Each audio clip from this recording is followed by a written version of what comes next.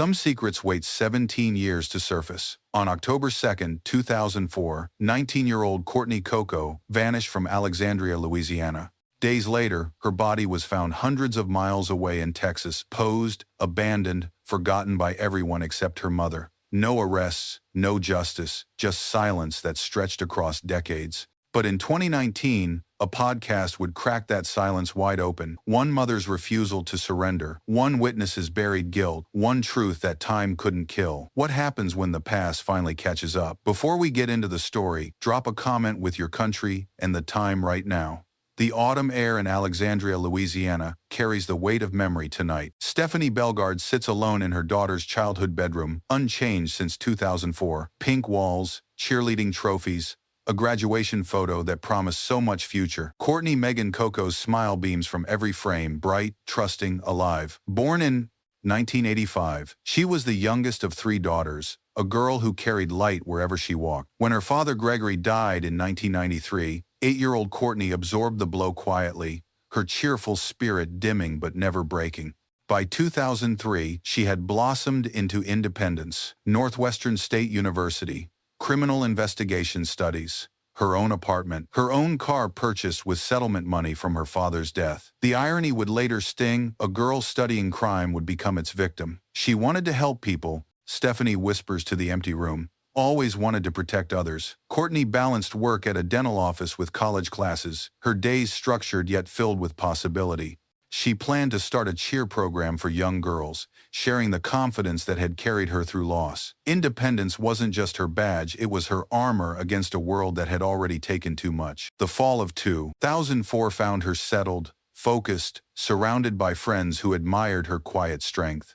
Small-town Alexandria felt safe, the kind of place where neighbors watched out for each other, and Friday nights meant gathering close with people you trusted. October 1st started like any other weekend. Courtney's apartment filled with laughter as friends arrived for dominoes and conversation. The evening stretched comfortably, the kind of night that felt infinite when you're 19 and convinced the world holds only good things ahead. Around midnight, the group decided to venture out. Courtney drove them to a local gas station, her Pontiac cutting through the quiet Louisiana darkness. Nothing seemed wrong. No tension, no fear, no hint that evil was already circling. She dropped her friends off safely and headed home alone, the last time anyone would see her alive. October 2nd dawned without Courtney's voice. Her phone went silent. Calls rolled to voicemail. Text messages hung unanswered. Farmer in Winnie, Texas, spotted something wrong near an abandoned house off FM 1406. The building stood empty and forgotten, surrounded by tall grass and silence. What he found there would link two states in grief and launch an investigation that would span nearly 2 decades. The body of a young woman lay partially clothed, positioned in a sexually suggestive pose. Decomposition had begun, but one detail remained clear: a class ring from Alexandria High School, engraved with a single name, Courtney. The discovery jolted law enforcement across the Louisiana-Texas border. A missing girl from Alexandria, a body in Winnie, 300 miles between life and death, with no witnesses to explain the journey. Stephanie Bellegarde received the news in a phone call that split her world in half. The drive to identify her daughter became a nightmare of waiting rooms and forms, of official voices speaking in careful, measured tones about remains and evidence and investigation. When she saw the ring, she knew. When she nodded confirmation to the medical examiner, she felt something inside her break that would never quite heal. But in that same moment, something else was born, a determination that would define the next 17 years of her life. The preliminary findings painted a horrific picture. Probable cause of death, asphyxiation. Time of death, likely the early morning hours of October 2nd, aligning perfectly with Courtney's disappearance. The body's positioning suggested deliberate staging, a final insult to a life cut short. Forensic teams scoured the scene for evidence: fingerprints, DNA, any trace of who had brought Courtney to this remote Texas field. They found tire tracks near the dump site, impressions in the dirt that matched a Pontiac, but the physical evidence ended there. No fingerprints, no conclusive DNA, no clear path from Alexandria to Winnie. 10 days after the discovery, Courtney's missing Pontiac surfaced in Houston, abandoned, wiped, clean, offering no answers to the questions multiplying like cancer through two-state investigations. The jurisdictional complications began immediately. Louisiana investigators claimed primary authority since Courtney disappeared from Alexandria. Texas authorities argued the crime scene fell under their jurisdiction. The bureaucratic tennis match consumed valuable time while evidence degraded and memories faded. Detective squads from both states worked the case with decreasing coordination. Witness interviews yielded fragments two men reportedly seen near Courtney's car before it disappeared, though descriptions remained vague and unverified. Timeline reconstructions revealed gaps that couldn't be filled. The investigation's momentum slowed, then stalled entirely. Without physical evidence linking a suspect to the crime, without witnesses who could provide definitive identification, the case file grew thick with dead ends and exhausted leads. By 2005, Courtney Coco's murder had joined the ranks of unsolved cases that haunt law enforcement, brutal, senseless, and seemingly impossible to prosecute. But Stephanie Bellegarde refused to accept silence. She organized vigils on the anniversary of Courtney's death, keeping her daughter's name in local newspapers and community conversations. She contacted journalists, pressured politicians, and networked with other families navigating the cold case wilderness. The years passed with grinding persistence. 2006. 2010, 2015. Stephanie aged but never surrendered, her advocacy becoming a fixture in Alexandria's landscape of grief and hope. She transformed personal loss into public mission, her voice growing stronger even as leads grew colder. The community watched her fight with a mixture of admiration and heartbreak. Some whispered that she should move on, find peace, stop reopening old wounds. Others understood that peace without justice wasn't peace at all, just organized suffering. By 2018, 14 years had passed without significant movement. The original investigators had retired or moved on. The case file gathered dust in archives. Courtney's story seemed destined to fade into the statistical background noise of unsolved American murders. Then, in 2019, Stephanie made a decision that would change everything. She reached out to Woody Overton, a retired law enforcement officer who had transitioned into podcasting with a show called Real Life, Real Crime. Overton specialized in cold cases, using his law enforcement background and storytelling platform to generate new leads and public interest. Something about Stephanie's persistence resonated with him. Maybe it was his own history of unfinished cases. Maybe it was the clarity of her voice when she described her daughter's dreams. Maybe it was simply the recognition that some stories deserve more than archive files and faded newspaper clippings. Overton agreed to investigate Courtney's. The podcast series launched as Who Killed Courtney Coco? Each episode methodically reconstructed the timeline, re-examined witness statements, and highlighted the jurisdictional failures that had hampered the original investigation. Overton's law enforcement credibility lent weight to questions that had been asked, but never answered. Public response was immediate and overwhelming. True crime enthusiasts across the country discovered Courtney's story, sharing episodes on social media and discussing theories in online forums. The case that had been forgotten by everyone except her family suddenly had thousands of invested listeners. Tips began flooding in. Most were well-intentioned but useless amateur theories, misremembered details, conspiracy thinking that led nowhere. But some callers had information that made seasoned investigators pause and take notes. Then came the call that changed everything. Tiffany Cedars contacted Woody Overton with a story that would resurrect a tensioned, dead investigation. Her voice carried the weight of someone who had been carrying a secret for too long. She told Overton about her ex-husband, Seamus Setliff, and a conversation that had haunted her for years. According to Tiffany, Setliff had once mentioned Courtney's murder and named David Burns as the killer. The revelation hit like lightning through the true crime community. David Anthony Burns, a name connected to Courtney's family through his engagement to her sister Lace, a man who had been part of their inner circle, who had attended family gatherings and shared holiday meals. Overton forwarded the tip to law enforcement, and for the first time in over a decade, investigators had a specific name to investigate. The connections began emerging like pieces of a puzzle that had been scattered across 17 years. Burns hadn't just been engaged to Lace. There were suggestions he might have had romantic involvement with Courtney as well. A triangle of proximity, jealousy, betrayal that could provide the motive investigators had never established. Financial records revealed another potential angle. Burns knew about Courtney's settlement money from her father's death money she had used for independence, for her car and apartment and college education. money that might have made her a target for someone desperate enough to kill. The cold case unit in Rapides Parish officially reopened Courtney's file. Detective began re-interviewing witnesses, re-examining evidence, and building a profile around David Burns that grew more compelling with each new detail. Witnesses came forward describing Burns's behavior in the days and weeks following Courtney's murder. Some recalled him making comments about the case that seemed unusually specific. Others remembered him mentioning details about the body's location that had never been released to the public. The most damning testimonies centered on Burns's apparent knowledge of crime scene details that only someone present at the dump site could have known. He had described the positioning of the body, the condition of the scene, and the isolation of the location with an accuracy that suggested first-hand observation. The investigation accelerated throughout 2020 and early 2021. Investigators conducted surveillance, gathered additional witness statements, and built a prosecutorial case around circumstantial evidence that was growing increasingly difficult to dismiss. The puzzle pieces aligned with disturbing clarity. Burns had access to Courtney's home on the night she disappeared. He knew about her financial situation. He had made statements that revealed intimate knowledge of the crime scene. His friendship with Seamus Setliff provided a direct link to the confession that Tiffany Cedars had overheard. On April 13, 2021, a Rapides Parish grand jury reviewed the evidence and returned an indictment against David Anthony Burns for second-degree murder in the death of Courtney Megan Coco. The arrest made headlines across Louisiana and resonated throughout the true crime community that had followed the case through Overton's podcast.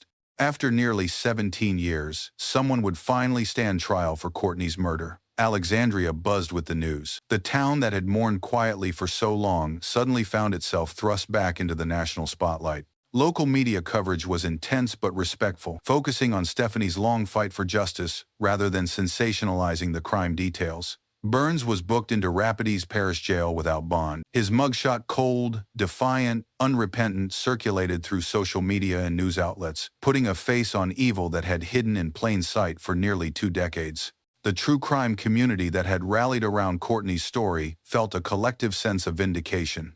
The podcast that had started as one mother's plea for help had evolved into something much larger, a demonstration of how public attention and persistent advocacy could resurrect even the coldest cases. But the arrest was just the beginning. The real test would come in the courtroom, where circumstantial evidence would face the scrutiny of cross-examination and the burden of proving guilt beyond reasonable doubt. The pre-trial phase stretched through 2021 and into 2022, as both sides prepared for a legal battle that would determine whether 17 years of waiting would end in justice or bitter disappointment. The defense team, led by experienced criminal attorneys, immediately challenged the admissibility of witness statements that formed the backbone of the prosecution's case.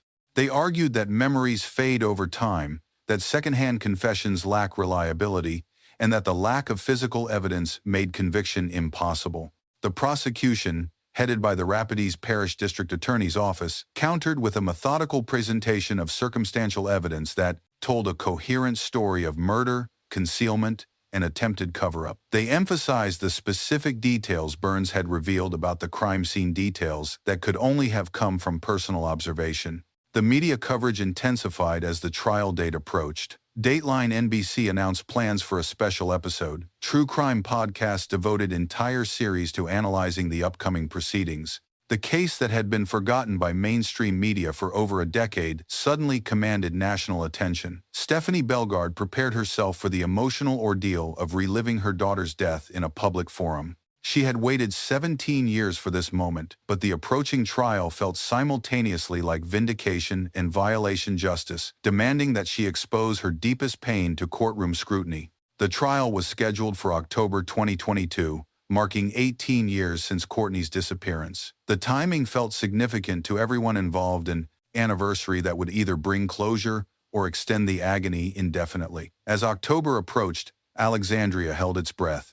The case that had defined a generation of local law enforcement would finally face the ultimate test of the American justice system. October 2022 arrived with the weight of accumulated years pressing down on everyone connected to Courtney's case.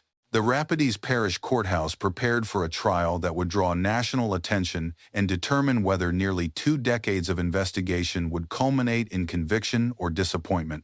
The courtroom, filled with familiar faces, family members who had aged through years of waiting, investigators who had never stopped caring, and community members who remembered when Courtney's disappearance first shocked their small Louisiana town. Stephanie Bellegarde took her seat in the gallery, surrounded by daughters Lace and Heather, their faces reflecting the complex emotions of a family that had lived with unresolved grief for most of their adult lives. Across the courtroom, David Burns sat at the defense table, his demeanor controlled and defiant. The prosecution opened with a methodical presentation of the timeline, establishing Courtney's last known movements and the discovery of her body in Texas. The prosecutor painted a picture of premeditated murder followed by elaborate concealment, arguing that Burns had visited Courtney's home on October 2nd with intent to rob or confront her, leading to a violent altercation that ended in her death. The prosecutor emphasized Burns's intimate knowledge of crime scene details that had never been publicly released.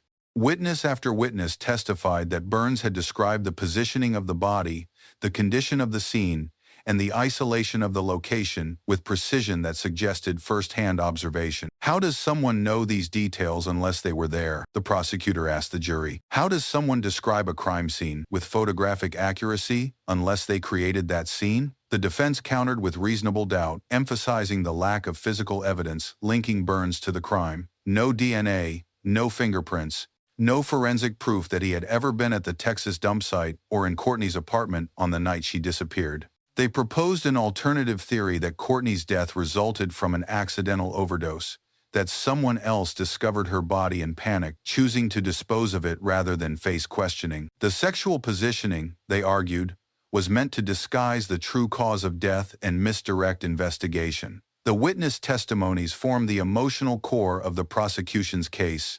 Tiffany Cedars took the stand to describe overhearing her ex-husband's revelation about Burns's confession. Her voice shook as she recounted the conversation that had haunted her for years before she found the courage to come forward. Other witnesses described Burns's disturbing behavior in the aftermath of Courtney's murder, his apparent fascination with the case details, his unnerving specificity when discussing the body's discovery, his seeming insider knowledge of investigative developments. Seamus Setliff, the reluctant link between Burns and the confession, testified about his former friend's admissions. His testimony was halting, reluctant, but ultimately damaging a man confronting the reality that his silence had protected a killer for years. The forensic experts took the stand to reaffirm their findings from the original investigation. The medical examiner described the probable cause of death, asphyxiation, and the body's positioning that excluded accidental death theories. The evidence technicians detailed the tire tracks found at the scene and their compatibility with Courtney's missing Pontiac. Each piece of testimony added weight to the prosecution's narrative without providing the definitive proof that physical evidence might have offered. The case hung on the jury's willingness to accept circumstantial evidence as sufficient for conviction beyond reasonable doubt. The defense cross-examination focused on the weaknesses inherent in witness testimony collected 17 years after the fact. They emphasized the possibility of false memories, the contamination of recollections through media coverage, and the natural human tendency to retrofit knowledge after the fact. Memory is not a recording, the defense attorney reminded the jury. It's a reconstruction, influenced by time, emotion, and external information. Can you trust memories that have been filtered through nearly 2 decades of grief and media speculation? The courtroom tension was palpable as both sides approached their closing arguments. 17 years of investigation would be distilled into final appeals to 12 jurors who held the power to deliver justice or extend uncertainty indefinitely. The closing arguments crystallized the fundamental tension between justice delayed and justice denied. The prosecutor reminded the jury that circumstantial evidence could be more powerful than physical evidence when it formed a complete and coherent picture of guilt. David Burns knew details about Courtney's death that only her killer could know, the prosecutor argued. He described a crime scene with precision that defies innocent explanation. He confessed to a friend, thinking his secret was safe. But truth has a way of surfacing, even after 17 years. The defense made their final appeal to reasonable doubt, emphasizing the dangers of convicting someone based solely on witness testimony and circumstantial connections. You cannot convict a man of murder based on rumors, speculation,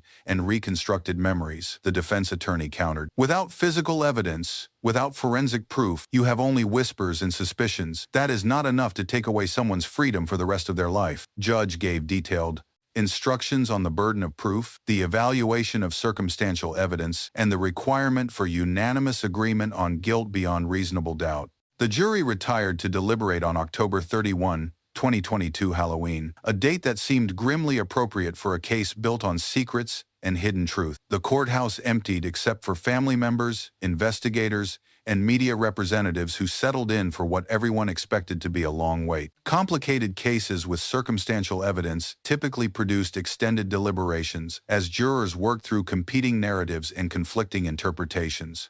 Stephanie Bellegarde waited in a conference room with her daughters, the decades of anxiety condensed into these final hours of uncertainty. They had waited 17 years for this moment. They could wait a few more hours for resolution. But the wait was shorter than anyone anticipated. After just 90 minutes of deliberation, the jury sent word that they had reached a verdict. The courtroom reassembled with electric tension. 90 minutes suggested either overwhelming clarity or irreconcilable division. The brevity of deliberation had caught everyone off guard. Prosecutors hoped it indicated strong evidence, while defense attorneys feared it suggested insufficient consideration of reasonable doubt. Stephanie Bellegarde gripped her daughter's hands as they returned to their seats. Across the courtroom, David Burns showed no visible emotion, his face a mask of controlled defiance that had characterized his demeanor throughout the trial. Judge called the court to order and asked the jury foreperson to deliver the verdict. The courtroom fell into absolute silence as 12 citizens prepared to render judgment on 17 years of investigation, advocacy, and hope. In the case of the state of Louisiana versus David Anthony Burns, on the charge of second-degree murder, how does the jury find? The foreperson's voice cut through the silence. Like a blade. Guilty. The single word detonated through the courtroom like a bomb. Stephanie Bellegarde collapsed into her daughter's arms, 17 years of held breath releasing in a sob that seemed to echo from the depths of her soul. Courtney's sisters cried openly, their grief finally mixed with something approaching peace. Burns's reaction was minimal, a slight tightening of his jaw, a barely perceptible nod, as if he had always known this moment would come. His attorneys immediately moved for mistrial and appeal, their motions denied by judge who scheduled sentencing for the following morning. Outside the courthouse, media crews captured Stephanie's first public statement since the verdict. Through tears, she managed to speak directly to the cameras that had ignored Courtney's case for so many years. "You didn't silence her," she said, her voice directed toward Burns but speaking to everyone who had given up hope. "You thought you could bury her in Texas, dirt, and Louisiana." Indifference, but her voice carried across 17 years. Justice was slow, but it wasn't silent. The sentencing hearing the following morning carried ceremonial weight rather than suspense. Louisiana law mandated life imprisonment without possibility of parole for second-degree murder convictions. Judge had no discretion in the punishment, but his words carried the moral authority of the judicial system.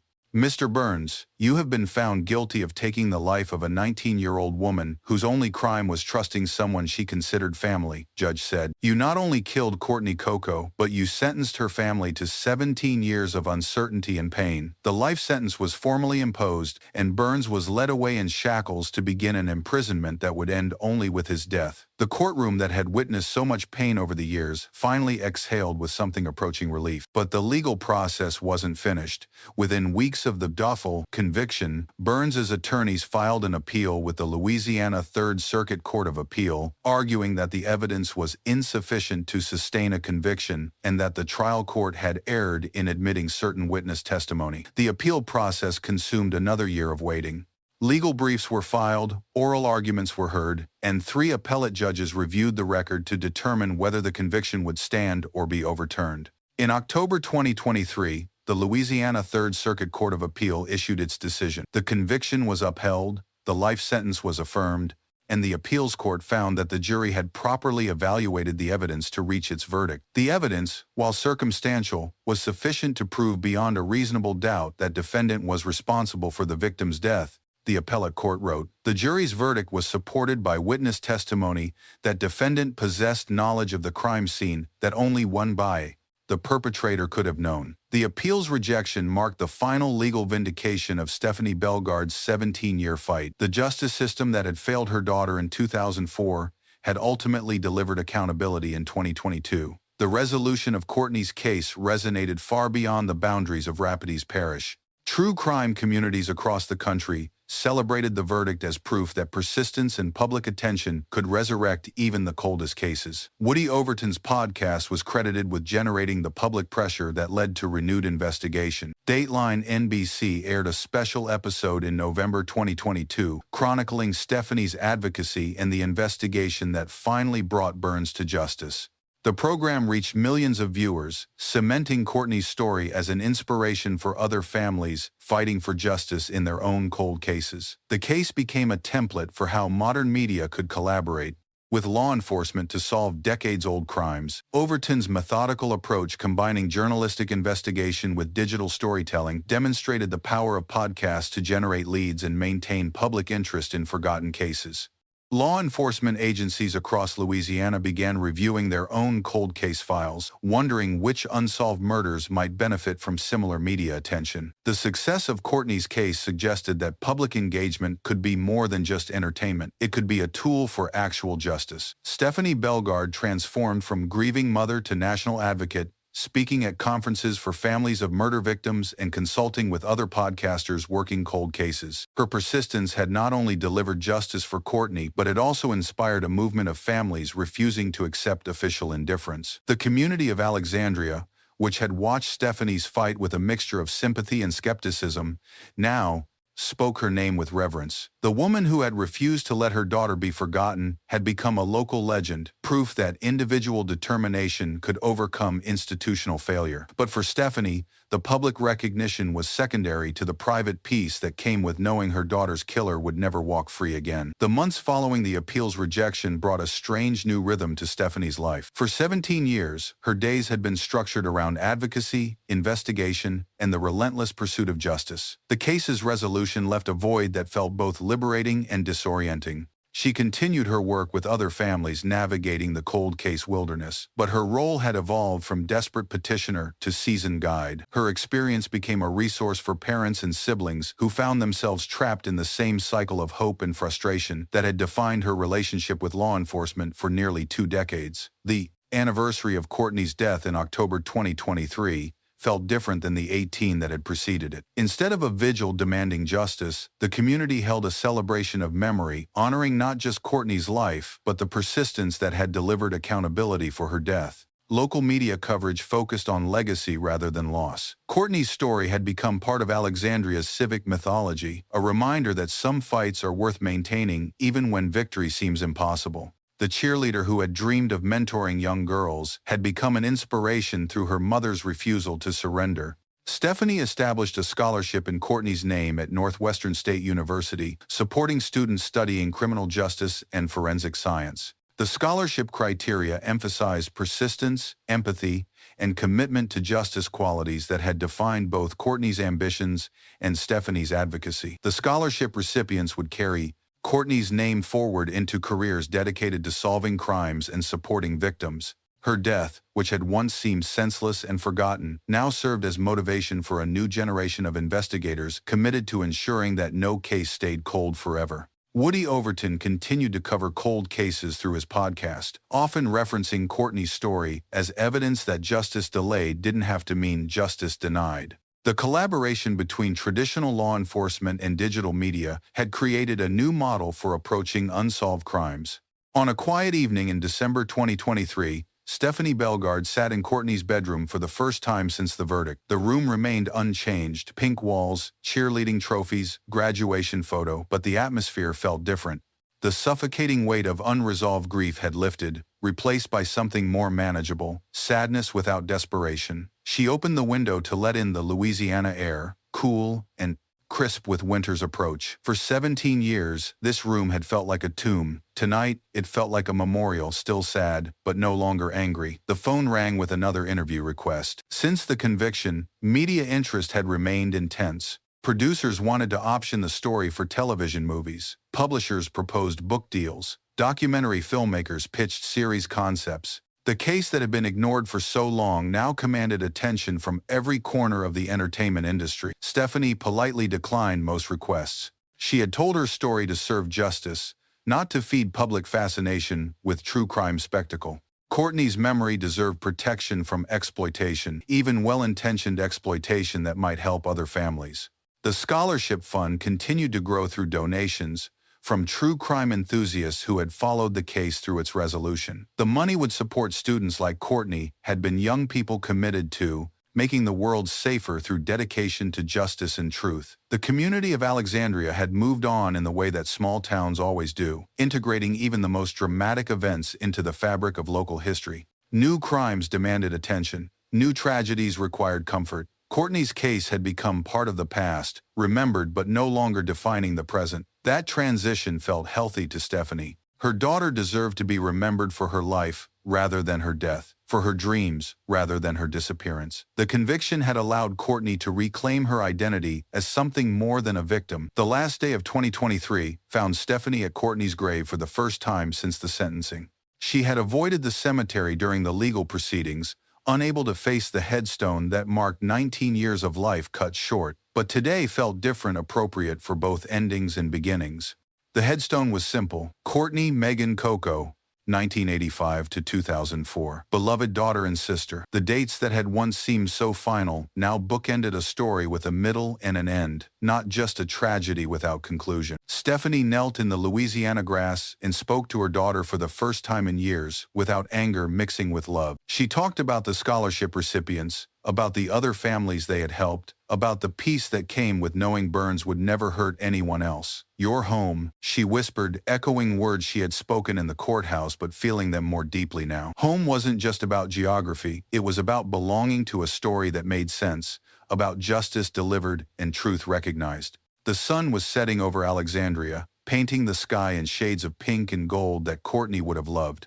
Stephanie stayed until darkness fell, watching the stars emerge above the cemetery where her daughter rested beside her father, the family finally reunited in whatever peace lies beyond the reach of human evil. When she finally rose to leave, she felt something she hadn't experienced since October 2004, the possibility of sleep without nightmares, of days without the constant background hum of unfinished business, of a future defined by memory rather than mission. The case was closed. The killer was imprisoned. The truth was known. After 17 years of fighting, Stephanie Bellegarde could finally rest. The first months of 2024 brought a routine that felt foreign after nearly 2 decades of advocacy. Stephanie woke each morning without immediately thinking about evidence files or witness statements or legal deadlines. The space in her mind that had been occupied by Courtney's case slowly filled with other concerns: grandchildren's soccer games, community volunteer work, the simple pleasures of life lived in the present rather than the past. But the case's resolution had opened doors to a different kind of service. Families from across the country contacted her through social media and email, seeking guidance for their own fights within different bureaucracies and cold case files. Her experience had become a template for persistence, proof that individual advocacy could eventually overcome institutional inertia. She spoke at conferences for victims' rights organizations, sharing practical advice about working with law enforcement, managing media attention, and maintaining hope across years of disappointment. Her presentations always ended the same way, with Courtney's high school graduation photo and the reminder that every cold case represents someone's daughter, son, sister, or brother. The true crime community that had rallied around Courtney's story continued to follow Stephanie's work, donating to the scholarship fund and sharing her advocacy with new audiences. The podcast episodes that had launched the renewed investigation remained popular downloads, introducing Courtney's story to listeners who discovered it months or years after the conviction. Woody Overton frequently referenced the case as his most successful collaboration with law enforcement, proof that traditional investigation and digital storytelling could work together to deliver justice. Other podcasters attempted to replicate his methodology, though few achieved the same breakthrough results. The Louisiana State Police revised their cold case protocols partly in response to the attention Courtney's case had generated. New guidelines emphasized the importance of maintaining public communication about unsolved murders and welcomed media collaboration when it might generate legitimate leads. Local coverage in Alexandria had shifted from crime reporting to community celebration. Courtney's scholarship had begun funding its first recipients at Northwestern State University, young women studying criminal justice with the same passion that had driven Courtney toward her career goals before her life was cut short. The scholarship winners were required to write essays about persistence and justice, and their words often reflected the lessons learned from Courtney's story. They understood that their education was funded by tragedy transformed into purpose, by a mother's refusal to accept that some questions would never find answers. One recipient wrote, "Courtney Coco died at 19, but her impact continues through the students who follow her path toward justice. We carry her name into courtrooms and crime scenes, into laboratories and law enforcement agencies. Her death was senseless, but her legacy gives meaning to our work." The essay moved Stephanie to tears, not of sadness, but of recognition that Courtney's influence had transcended death itself. The girl who had planned to mentor young cheerleaders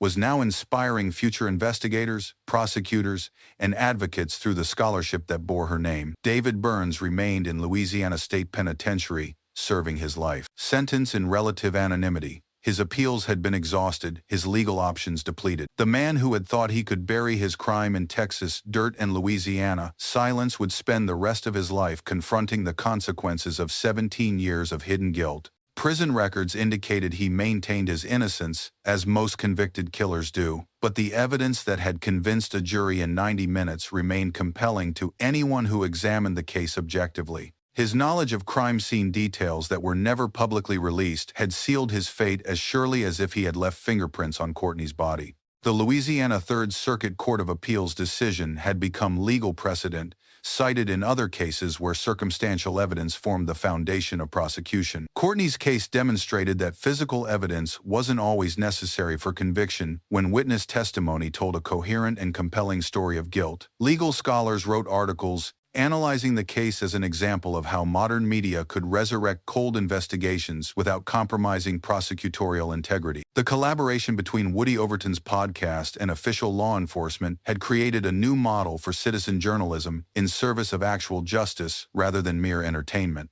The approaching 20th anniversary of Courtney's death in October 2024 prompted reflection on how completely the case's resolution had transformed the narrative from tragedy to triumph. Alexandria planned a community event celebrating not just Courtney's memory but the persistence that had delivered justice 2 decades after her murder. The event would be held at the high school where Courtney had graduated in 2003, where her cheerleading trophy still occupied a display case honoring distinguished alumni. Current students would learn about the classmate who had died before they were born, but whose story had become part of their school's legacy. Stephanie agreed to speak at the commemoration, her first major public appearance since the scholarship fund's establishment. She planned to focus on hope rather than loss, on the community support that had sustained her family through the darkest years, on the proof that some fights are worth maintaining even when victory seems impossible. The true crime podcasters who had covered the case planned special anniversary episodes, examining the investigation's timeline and celebrating the conviction that had vindicated years of public attention. The case had become a touchstone for the entire genre, proof that entertainment and justice could align when approached with respect and purpose. Media requests increased as the anniversary approached. National news programs wanted to revisit the story that had captivated audiences through its resolution. Publishers renewed their pitches for book deals that would chronicle the complete journey from murder to conviction. Stephanie remained selective about media engagement, accepting only interviews that honored Courtney's memory while educating audiences about the realities of cold case advocacy. She had learned to distinguish between genuine interest in justice and exploitative fascination with true crime spectacle. The October 2024 commemoration drew hundreds of community members to Alexandria High School's auditorium, transforming what might have been a somber memorial into something approaching celebration. Teachers who had known Courtney spoke about her academic ambitions. Classmates remembered her kindness and determination. Law enforcement officials praised the investigation that had finally delivered accountability. Stephanie's speech was the evening's emotional climax, her words carrying the authority of someone who had transformed personal devastation into public service. She spoke directly to other families struggling with cold cases, offering both practical advice and spiritual encouragement. 20 years ago, I thought justice was something that happened quickly or not at all, she said. I learned that justice is sometimes a marathon rather than a sprint. The finish line may be further away than you hoped, but that doesn't mean it doesn't exist. She announced the expansion of Courtney's scholarship program to include students at other Louisiana universities, funded by donations from true crime enthusiasts who had followed the case from podcast discovery through courtroom resolution.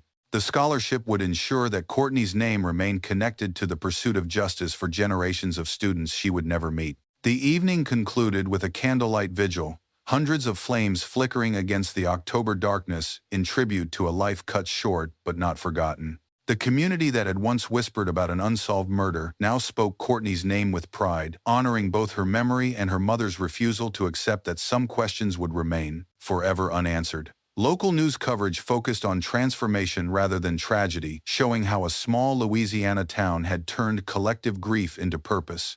The vigil that had once demanded answers now celebrated their delivery, proof that persistence and public attention could overcome even the most challenging cold cases. As 2024 drew toward its close, Stephanie found herself in an unexpected position, looking forward rather than backward for the first time since October 2004. The case that had defined 2 decades of her life was truly closed, not just legally but emotionally. The anger that had fueled her advocacy had transformed into peace, the desperation into satisfaction. She continued working with other families, navigating cold case advocacy, but her role had evolved from desperate petitioner to seasoned guide. Her experience offered both tactical knowledge and spiritual comfort to parents and siblings, trapped in the same cycle of hope and frustration that had once consumed her entire existence. The scholarship recipients stayed in contact, sending updates about their academic progress and career goals. Their success felt like evidence that Courtney's influence extended beyond the courtroom verdict, that her name would remain connected to justice and truth through the students who carried her memory into their professional lives. David Burns's imprisonment had become just another fact in the background of Stephanie's consciousness, no longer the obsessive focus that had once dominated her every waking moment. Justice delivered meant she could finally release the anger that had sustained her through the darkest years, replacing it with memories of Courtney's life rather than fixation on her death. The true crime community continued to reference Courtney's case as an example of successful advocacy, but for Stephanie, the public attention was now secondary to the private peace that came with knowing her daughter's killer would never walk free again. The case had become history rather than current event, story rather than ongoing struggle. Woody Overton's podcast had moved on to other cold cases, though he occasionally referenced Courtney's investigation as proof that media attention could generate legitimate leads when approached with journalistic integrity. His collaboration with law enforcement had become a template for other podcasters serious about contributing to actual justice rather than mere entertainment. The final entry in this long chronicle comes not from courtrooms or conference rooms, but from a quiet moment in Stephanie Bellegarde's living room on a December evening in 2024. 20 years had passed since Courtney's murder, 3 years since David Burns's conviction, and 2 years since the appeal's rejection confirmed that justice had finally arrived. Stephanie held a letter from the latest scholarship recipient, a young woman studying forensic science who wrote about how Courtney's story had inspired her career choice. "Your daughter died too young," the student wrote, "but her name will live on through every case we solve, every victim we help, every truth we uncover." The letter represented something Stephanie had never dared hope for in the early years of grief and frustration, that Courtney's death could become a source of life for others. That tragedy could transform into purpose through the simple refusal to surrender to despair. Outside, Alexandria slept peacefully under Louisiana stars, a small town that had learned the power of persistence through one mother's 20-year fight for justice.